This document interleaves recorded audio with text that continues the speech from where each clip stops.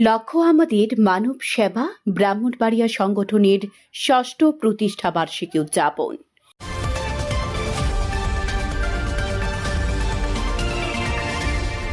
মোহাম্মদ জামশেদ মিয়ার তথ্য ও চিত্রে থাকছে বিস্তারিত। চলবো আমরা একসাথে, জয় করব মানবতাকে। এই স্লোগানকে সামনে রেখে লক্ষ্য আমাদের মানব সেবা ব্রাহ্মণবাড়িয়া সংগঠনের ষষ্ঠ প্রতিষ্ঠা বার্ষিকী 2024 উদযাপিত হয়েছে।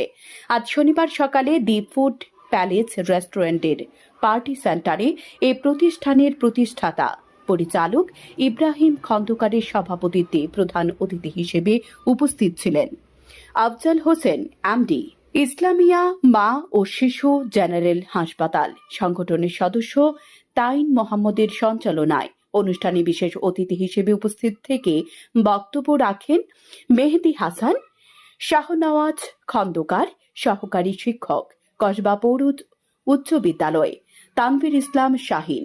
আর উপস্থিত ছিলেন সংগঠনের অ্যাডমিন হাবিবুল্লাহ সরকার, মুন্না ভূঁইয়া, ইকরাম হোসেন সহ সংগঠনের কর্মীরা। এ সময় মাদ্রাসা পড়ুয়া, এতিম ও অসহায় ছাত্রদের মধ্যে পোশাক বিতরণী করা হয়।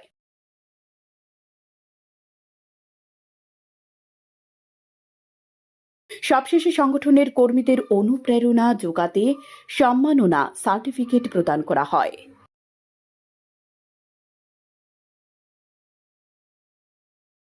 আমার নাম মোহাম্মদ জানিবুল ইসলাম।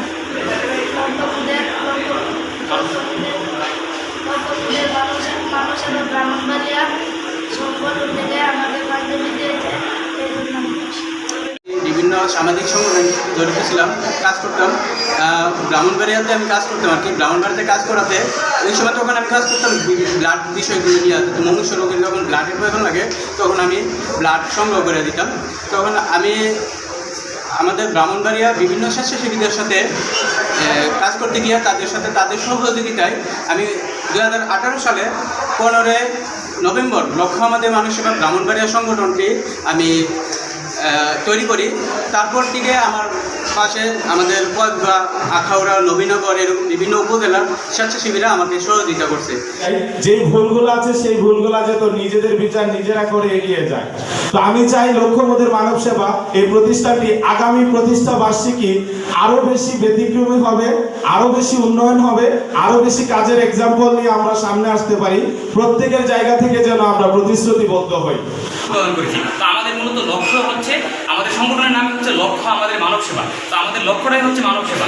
সমাজের যেই কোনো মানব সেবামূলক কাজ আমরা সর্বদাই করে থাকি এবং সর্বদাই করার জন্য প্রস্তুত থাকবো ইনশাআল্লাহ।